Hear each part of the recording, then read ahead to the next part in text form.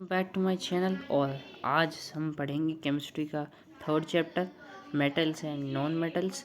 और आज इसको पूरा ख़त्म कर देंगे। काफ़ी इजी चैप्टर है, इसके अंदर से क्वेश्चन भी बनते हैं।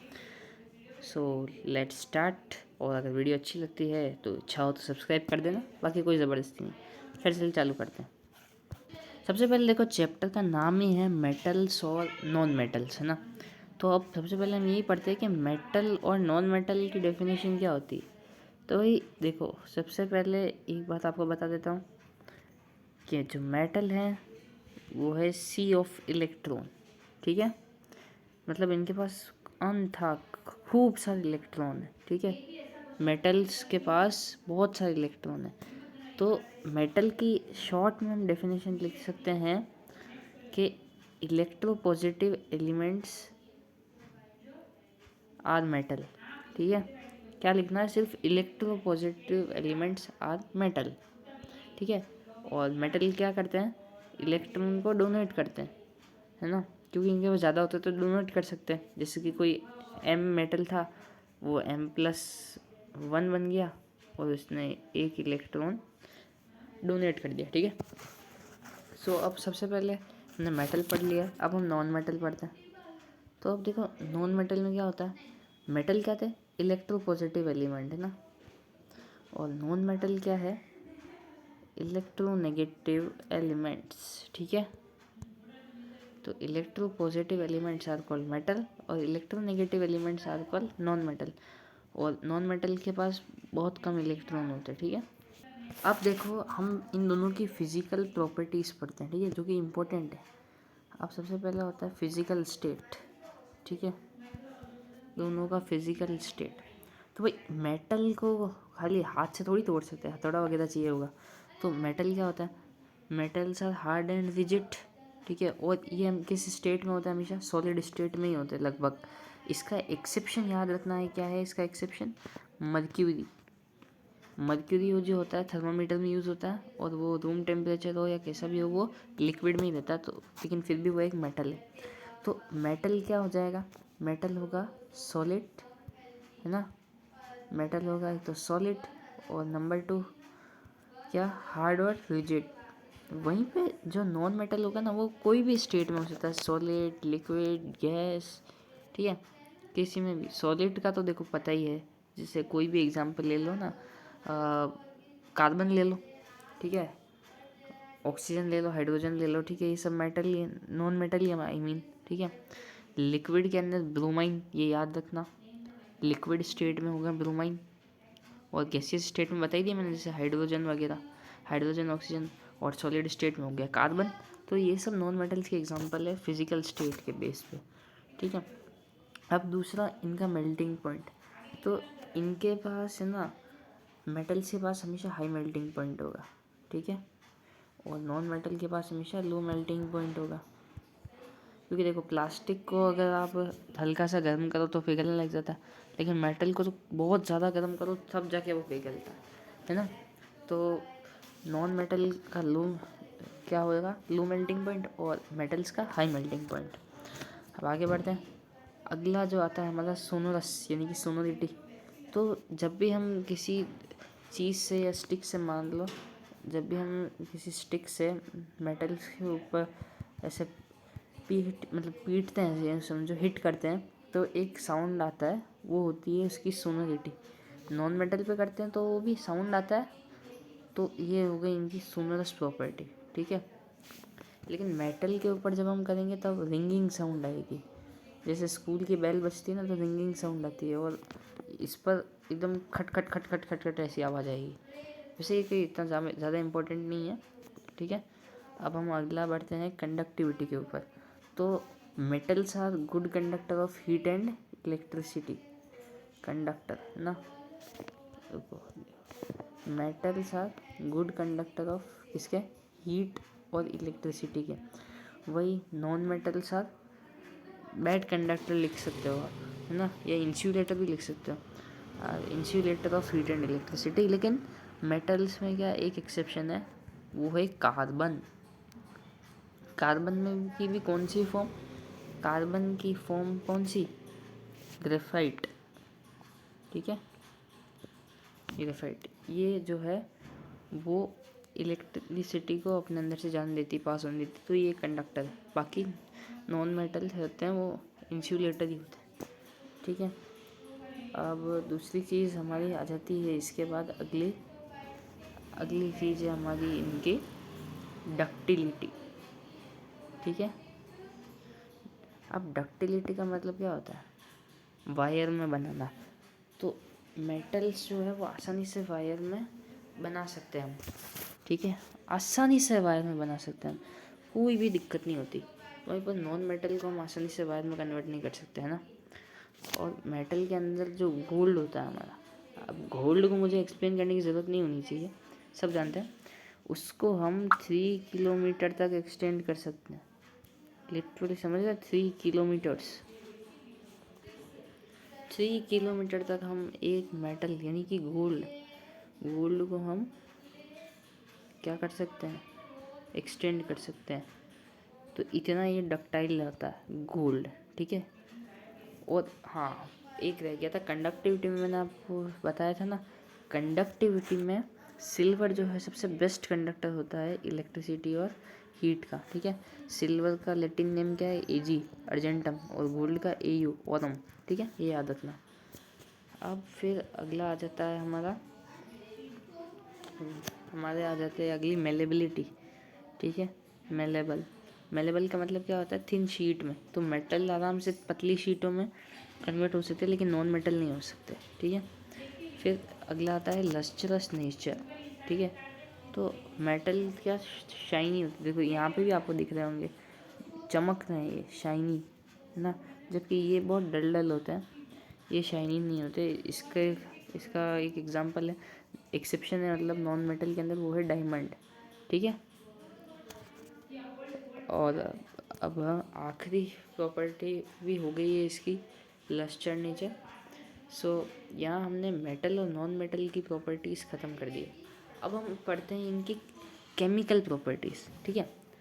तो सबसे पहले अगर एयर के साथ मेटल रिएक्ट करेगा तो मेटलिक ऑक्साइड बनाएगा। ये तो बहुत ही कॉमन सेंस वाली बात है, मतलब जैसे अब एल्यूमिनियम के साथ रिएक्ट किया ऑक्सीजन ने, ठीक है, तो क्या बनाएगा? Al2O3, है ना, Al2O3 बनाएगा, एल्यूमिनियम ऑक्साइड, ठीक है। तो ये तो हो गया हमारा रिएक्शन विथ एयर। और अब ये जो मेटलिक ऑक्साइड बनी है, ये क्या होती है? बेसिक नेचर की होती है। हमने एसिड बेस वाले सॉल्ट में भी पढ़ा था, ठीक है। जो पिछले वाला नहीं पढ़ा हो तो डिस्क्रिप्शन में लिंक दे दिया है मैंने, पढ़ लेना, ठीक है। मेटलिक ऑक्साइड क्या होती है? हमेशा बेसिक इन नेचर होती है। और वहीं पे नॉन मेटलिक ऑक्साइड क्या होगी? हमेशा एसिडिक इन नेचर होगी, ठीक है, एसिडिक। अब हम बढ़ते हैं इस चैप्टर के एक बहुत ही इम्पोर्टेंट टॉपिक पे, जो कि है हमारी एम्फोटेरिक ऑक्साइड। क्या है? Amphoteric oxide. अब एम्फोटेरिक ऑक्साइड बेसिकली क्या होती है? सबसे पहले इसकी खाली 2 ही एग्जांपल है आपके कोर्स में, वो दोनों अच्छे से याद कर लेना। एक मैंने आपको दिया था Al2O3 और एक है ZnO, ठीक है, एल्यूमिनियम डाइऑक्साइड और जिंक ऑक्साइड, ये याद रखना। ये क्या होती है? ये बोथ एसिडिक और बेसिक प्रॉपर्टी शो करती है, ठीक है। अगर ये एसिड के साथ रिएक्ट करेगी तो ये एसिडिक प्रॉपर्टी यानी कि सॉरी बेसिक प्रॉपर्टी शो करेगी, और अगर ये बेस के साथ रिएक्ट करेगी तो ये एसिडिक प्रॉपर्टी शो करेगी, ठीक है, समझ गए। अगर एसिड के साथ, जैसे कि देखो मैं चलो एग्जांपल दे ही देता हूँ, जैसे कि Al2O3 है, वो HCl के साथ रिएक्ट करेगी एसिड के साथ, तो क्या देगी? बेस देगी।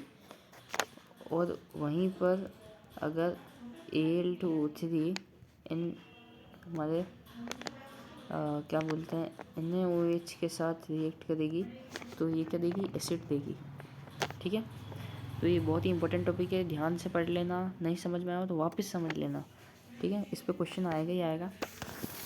फिर अगला है reaction with metals with water, है ना। तो देखो 3 तरह से रिएक्ट करते हैं, एक करते हैं कोल्ड वाटर के साथ, एक होता है हॉट के साथ, और एक होता है स्टीम के साथ रिएक्शन, ठीक है। तो अब मैं आपको इसका एग्जांपल देता हूँ। अब देखिए सबसे पहले हमारा कोल्ड वाटर, है ना, तो कोल्ड वाटर, जो हमारा कोल्ड वाटर है उसके एग्जाम्पल क्या है सोडियम और पोटेशियम। ठीक है, ये दोनों कोल्ड वाटर के साथ रिएक्ट करते हैं। ठीक है, फिर आ जाता है हमारा अगला, क्या ले लें हम, हॉट वाटर ले लेते हैं। तो इसके अंदर एग्जाम्पल आ जाएगा, सॉरी देखो अगली क्या है, हम हॉट वाटर ले लिया। तो हॉट वाटर किसके साथ रिएक्ट कर रहा है, हॉट वाटर कैल्शियम के साथ और जिंक के साथ। और हमारे कोल्ड वाटर का फिर से हम रिवाइज कर लेते हैं, किसके किसके साथ करता है कोल्ड वाटर, सोडियम, पोटेशियम और मैग्नीशियम। ये मैग्नीशियम मैंने हॉट में लिख दिया था पिछली बार गलती से। सो ये कोल्ड वाटर का एग्जांपल है। ठीक है, और हॉट वाटर की क्या है, कैल्शियम और जिंक। और लास्ट होती है हमारी जो स्टीम के साथ रिएक्ट करते हैं। ठीक है, वो कौन सी है, एल्यूमिनियम और आयरन। ठीक है, ये याद रख लेना। ये तो हमने पढ़ लिया किसके साथ, वाटर के साथ रिएक्शन। अब एसिड के साथ बताने की मेरे हिसाब से मुझे ज़रूरत होनी नहीं चाहिए, क्योंकि पिछले चैप्टर में हम पढ़ के हैं metal plus acid. Metal plus acid करेंगे तो क्या बनेगा बताओ, सॉल्ट प्लस हाइड्रोजन गैस। पिछले चैप्टर में पढ़ चुके हैं। और नॉन मेटल हो गया तो भी यही होगा ना, नॉन मेटल और एसिड तो भी यही होगा। ओके, एक लास्ट और इसके अंदर प्रॉपर्टी है कि metal react with metallic salt, है ना, मतलब मेटल मेटल के सॉल्ट से रिएक्ट करेगा। जैसे एग्जांपल लेते हैं हम Fe प्लस CuSO4। तो ये तो हो गया मेटल और CuSO4 हो गया हमारा मेटलिक सॉल्ट। तो अब Fe जो हमको पता है इससे ज़्यादा रिएक्टिव है कॉपर से, तो ये बनाएगा क्या, FeSO4 प्लस Cu। ठीक है, सो ये हमारा हो गया मेटल्स का पूरा पार्ट। अब हम बढ़ते हैं आगे। अब देखो सुनो कि कार्बन, हमने नॉन मेटल का एग्जांपल पढ़ा ना, तो एक बहुत ही इंपॉर्टेंट बात बताता हूँ, पूरा इंटरनल है बाकी कहीं नहीं मिलेगा। कार्बन के क्या बहुत सारे टाइप होते हैं, जैसे डायमंड भी कार्बन का टाइप है, ग्रेफाइट भी कार्बन का टाइप है, और कार्बन तो है ही है ना। तो ये सब क्या होते हैं, कार्बन जो है, ग्रेफाइट हो गया, डायमंड हो गया, ये सब, इन सब का एक स्पेसिफिक नेम होता है। और इन सब का स्पेसिफिक नेम क्या होता है, इनको कहते हैं एलोट्रोप। क्या कहते हैं, एलोट्रोप। एलोट्रोप कार्बन के डिफरेंट फॉर्म्स को क्या कहते हैं, एलोट्रोप।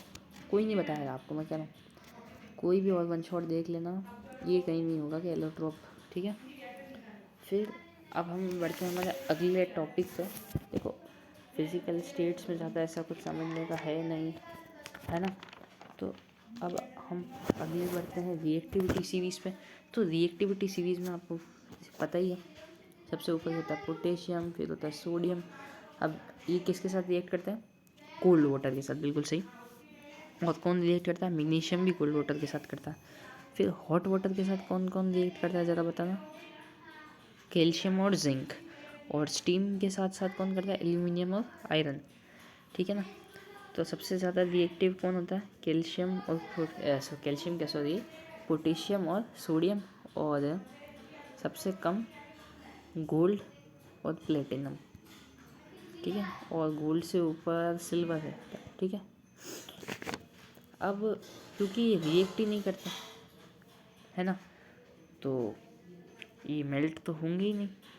तो इनको मेल्ट करने के लिए दो स्पेशल एसिड्स का एक फॉर्मूला बनाते हैं, जिसको हम कहते हैं रॉयल वाटर। ठीक है, और इसका एक लैटिन नेम है, तो हम उसको कहते हैं एक्वा रीजिया। ठीक है, एक्वा रीजिया क्या होता है, हाइड्रोक्लोरिक एसिड प्लस HNO3। ठीक है, HCl plus HNO3, hydrochloric acid plus nitric acid. Hydrochloric acid कितना लेता है हम, हाइड्रोक्लोरिक एसिड हम लेते हैं 3 और HNO3 हम लेते हैं 1। इन दोनों का सॉल्यूशन होता है, उसे हम कहते हैं एक्वा रीजिया। अब हमने देखो पढ़ा था कि सोडियम और पोटेशियम क्या होता है, बहुत ज़्यादा रिएक्टिव होते हैं कोल्ड वाटर के साथ। इसलिए हम इनको किसमें, केरोसिन के अंदर इमर्ज रखते हैं, है ना, केरोसिन के अंदर, जिससे ये क्या बाहर के एयर से रिएक्ट नहीं करें, क्योंकि अगर ये रिएक्ट करेंगे तो बहुत विगोरसली ये लोग रिएक्ट करेंगे, जिससे क्या लग सकती है, आग लग सकती है, क्योंकि बहुत ज़्यादा अमाउंट में हीट प्रोड्यूस होती है इनके रिएक्शन से, इसलिए हमेशा केरोसिन में रखे जाते हैं। अब अगला टॉपिक है हमारा बहुत ही सिंपल सा, मेटलॉइड्स। ठीक है, तो ऐसे एलिमेंट जो मेटल की भी और नॉन मेटल की भी प्रॉपर्टी शो करते हैं, उन्हें हम मेटलॉइड्स कहते हैं। बस और कुछ नहीं, इसके एग्जांपल क्या, सिलिकॉन, जर्मेनियम। ठीक है, ये दो एग्जांपल याद रख लो, और एक बोरोन और याद रख लो, जर्मेनियम का होता है Ge। ठीक है, अब फिर आगे वाले टॉपिक में हम बढ़ते हैं। अब हम पढ़ते हैं एक बहुत ही most important topic, ionic compound और आयोनिक बॉन्ड। ठीक है, तो सबसे पहले इसके दो टाइप होते हैं ना, तो देखो एक तो होता है आयोनिक बॉन्ड और एक होता है कोवेलेंट बॉन्ड। तो आयोनिक बॉन्ड में क्या होता है, हमने क्या पढ़ा था कि metals are sea of electrons, बहुत सारे इलेक्ट्रॉन होते हैं, और नॉन मेटल्स के पास बिल्कुल भी इलेक्ट्रॉन नहीं होते हैं। तो जब जैसे कि Na ले लो, मेटल है, और Cl ले लो, तो जब मेटल इलेक्ट्रॉन Cl को डोनेट कर देगा, ठीक है, तो ये कौन सा हो जाएगा, ये हो जाएगा आयोनिक कंपाउंड। और जब Na और कोई भी दूसरा मेटल ले लो ना, फॉर एग्जाम्पल कोई भी ले लो, ठीक है, मेटल के लिए M लिख दिया मैंने, ये दोनों आपस में इलेक्ट्रॉन की शेयरिंग करेंगे ना, तो ये हो जाएगा हमारा कोवेलेंट बॉन्ड। क्या हो जाएगा, कोवेलेंट बॉन्ड। समझ गए हो गया, ट्रांसफ़र ऑफ इलेक्ट्रॉन होगा तो आयोनिक बॉन्ड, और यहाँ पर हमारे को शेयरिंग ऑफ इलेक्ट्रॉन होगा तो होगा हमारा कोवेलेंट बॉन्ड। ठीक है, अब इसका एग्जांपल ले लो कि एक बहुत ही पतला आदमी है और एक अच्छा खासा मोटा आदमी है। ठीक है, दोनों को कोई एक चीज़ चाहिए, तो ये जो पतला आदमी होगा वो सोचेगा इसको भी चाहिए तो छोड़ो मैं नहीं लेता हूँ, है ना, तो ये चीज़ इसको ट्रांसफ़र कर देगा, बात ही ख़त्म। तो ये कौन सा हो गया, आयोनिक बॉन्ड। और दोनों ही बढ़िया जाड़े आदमी हैं, ठीक है, दोनों एक दूसरे को मार सकते हैं। ठीक है, दोनों को चीज़ चाहिए, तो बोलेगा चल 5 मिनट तू ले ले, 5 मिनट मैं ले लूँगा। ठीक है, तो ये हो जाएगा, मतलब कोवेलेंट बॉन्ड, शेयरिंग हो रही है। अब इसका एग्जांपल Na और Cl ले लो। ठीक है, Na और Cl, Na की इलेक्ट्रॉनिक कॉन्फ़िगरेशन होता है 281। ठीक है, एटॉमिक नंबर आपको याद ही है, Cl का 287। ठीक है, तो अब इसके पास ये 1 है, इसको क्या करना, अपना ऑक्टेट कंप्लीट करना है। ऑक्टेट कंप्लीट करने के लिए हमेशा 8 इलेक्ट्रॉन्स होने चाहिए, तो या तो ये 7 को गेन करे या 1 को ट्रांसफ़र करे, तो 1 को ट्रांसफ़र करना आसान है, और इसको पूरा करने के लिए एक ही चाहिए, इसने 1 दे दिया तो ये 8 हो गया। तो क्या हुआ, Cl ने एक इलेक्ट्रॉन को एक्सेप्ट कर लिया, तो हमारा नया जो कंपाउंड होगा वो क्या बन जाएगा, NaCl। ठीक है, इजी है, कुछ ज़्यादा हार्ड नहीं है। अब इन आयोनिक कंपाउंड की प्रॉपर्टीज़ क्या है, ठीक है, अब इन आयोनिक कंपाउंड की प्रॉपर्टी है फिज़िकल स्टेट वही। ठीक है, फिज़िकल स्टेट, तो ये ज़्यादातर क्या क्रिस्टलाइन फॉर्म में यानी कि सॉलिड फॉर्म में रहते हैं। मेल्टिंग और बॉइलिंग पॉइंट है, तो इनका भी हाई मेल्टिंग और बॉइलिंग पॉइंट होता है। रही बात कंडक्टिविटी की, तो ये बहुत ध्यान से सुनना, कंडक्टिविटी जब जब ये क्रिस्टलाइन फॉर्म में होंगे तब ये बैड कंडक्टर होंगे, लेकिन जैसे ये मेल्टन फॉर्म में यानी कि लिक्विड स्टेट में ये गुड कंडक्टर हो जाएंगे। ठीक है, ये हमने एक और टॉपिक ख़त्म कर दिया। क्या लिया हमने, सोल्यूबिलिटी, एक बार वापस समझ लो। सोल्यूबिलिटी, तो ये किसमें, वाटर में डिज़ोल्व होंगे तो सही, लेकिन बहुत कम होंगे। ठीक है, दूसरी चीज़ों में ज़्यादा डिज़ोल्व हो जाएंगे, जैसे ऑयल वगैरह में। ठीक है, अब हम अगला टॉपिक लेते हैं हमारा मेटलर्जी। ठीक है, तो the process by which metals are extracted from their ओर।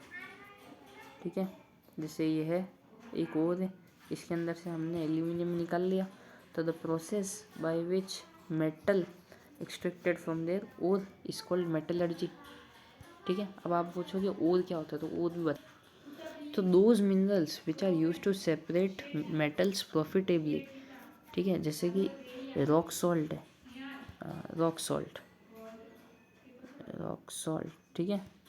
इसका फॉर्मूला क्या होता है, NaCl।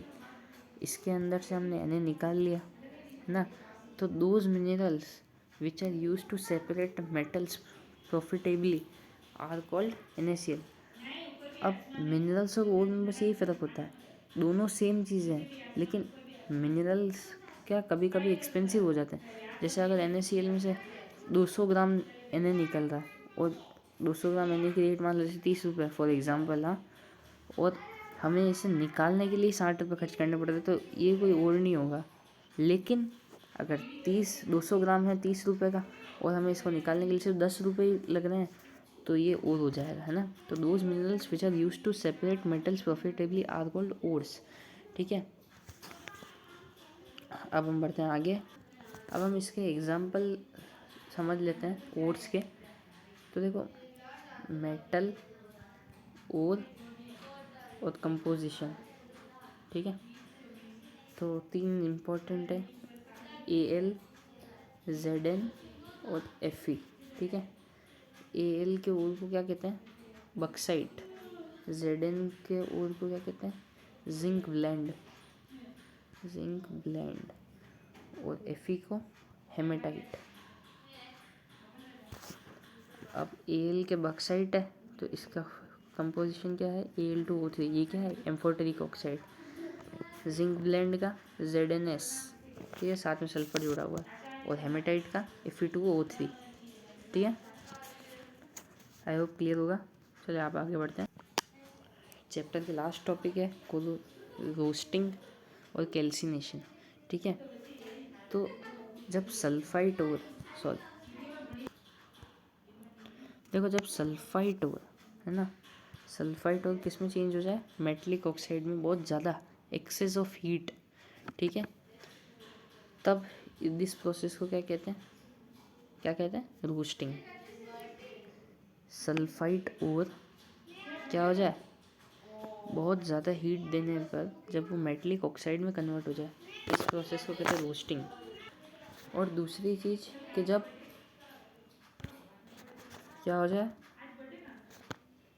कार्बोनेट ओर्स, है ना, कार्बोनेट ओर्स बिल्कुल एब्सेंस ऑफ एयर, मतलब ना के बराबर एयर, ठीक है, कन्वर्ट हो जाए मेटलिक ऑक्साइड में, तो ये क्या हो जाएगा, कैल्सिनेशन प्रोसेस हो जाएगा, ठीक है, इवेपोरेट हो जाए मतलब, तो ये क्या कैल्सिनेशन की प्रोसेस है। अब हम बढ़ते हैं आगे। अब अगला है थर्माइट प्रोसेस। तो इस प्रोसेस में क्या होता है कि जो एल्यूमिनियम का पाउडर होता है ना, एल्यूमिनियम का पाउडर, है ना, मेटलिक ऑक्साइड जो होती है वो एल्यूमिनियम पाउडर के साथ हीटेड होती है, ठीक है। तो ये प्रोसेस कहलाती है थर्माइट प्रोसेस। ये कहाँ काम आती है, रेलवे ट्रैक में, ठीक है। एल्यूमिनियम के पाउडर को यूज़ करते हैं मेटलिक ऑक्साइड को हीट करने के लिए, ठीक है। मेटलिक ऑक्साइड किसके द्वारा हीट होती है, एल्यूमिनियम पाउडर के द्वारा। ये होती है थर्माइट प्रोसेस, ठीक है। और लास्ट हमारा टॉपिक है रिफाइनिंग ऑफ मेटल। तो बहुत सारे जो मेटल होते हैं ना, रिडक्शन प्रोसेस होती है उनमें, और जिससे वो लास्ट में एकदम प्योर बच जाते हैं, तो वही चीज़ होती है रिफाइनिंग। तो ये हो गया रिफाइनिंग ऑफ मेटल्स। और एक और चीज़ बच गई, सॉरी, कि इलेक्ट्रोलाइटिक रिफाइनिंग, ये थोड़ा सा इम्पोर्टेंट कह सकते हैं इसे, ठीक है इम्पोर्टेंट ही है, ठीक है। इसमें क्या होता है, जैसे हमने ले लिया, एक जार ले लिया, उसके अंदर हमने क्या भर दिया, सॉल्यूशन भर दिया CuSO4 का, ठीक है। दो है हमारे पास इलेक्ट्रोड्स, एक है एनोड, एक है कैथोड। इस पर हम, ये है कॉपर का और ये है प्योर कॉपर, ये है इम्प्योर कॉपर और ये है प्योर कॉपर, ठीक है। तो जब हम बैटरी से इसे कनेक्ट करेंगे और इसको ऑन करेंगे तो क्या होगा, ये कॉपर इस कॉपर के ऊपर आ जाएगा और जो भी सारी इम्प्योरिटीज़ होगी वो इधर आ जाएगी और ये हो जाएगा हमारा एनोड मड, ठीक है। इसको हम एनोड मड कहते हैं। बस यही चीज़ थी। और कोरोजन और रेंसिडिटी आप पढ़ ही चुके हैं फर्स्ट चैप्टर में। बस याद क्या रखना है आपको, एलॉय। एलॉय क्या होता है, मेटल और नॉन मेटल, मेटल मेटल या नॉन मेटल मेटल का मिक्सचर, ठीक है। जैसे कुछ मेटल्स और जैसे कुछ एलॉय के नाम है ब्रास, नाइक्रोम, ठीक है। इन सब की आपको कंपोजिशन याद करनी है, बुक में दे रखी है, तो वो आप याद कर सकते हैं, ठीक है। ये भी इम्पोर्टेंट है। और लास्ट चीज़ जो एग्ज़ाम में कई बार पूछ जाती है और हम कहते हैं ये क्या है, अमलगम। अमलगम क्या होता है बताओ। तो किसी भी मेटल के साथ जब, सॉरी मैं वापस ढंग से लिखता हूँ, अमलगम किसी भी मेटल के साथ जब मर्क्यूरी होता है ना, मर्क्यूरी, तो वो अमलगम हो जाता है, ठीक है। बस ये बताना था, ये इम्पोर्टेंट क्वेश्चन बनता है 1 या 2 मार्क का, ठीक है। So thanks for watching. और नीचे लाल बटन दिख रहा है, सब्सक्राइब करते जाना।